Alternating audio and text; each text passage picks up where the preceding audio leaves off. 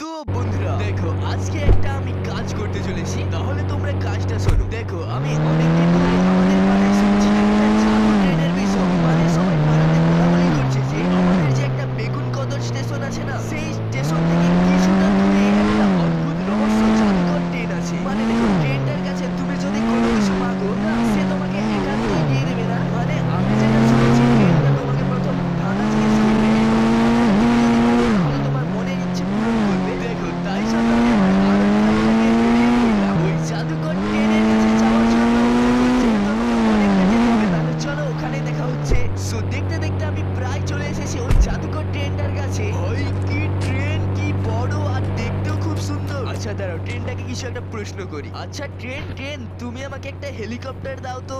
Helicopter চাই? তাহলে তুই আমার একটা ধাঁধার প্রশ্নের উত্তর দে। তা বেশ, কি ধাঁধা বলো? দেখ, এই ধাঁধাটা শোন। একটা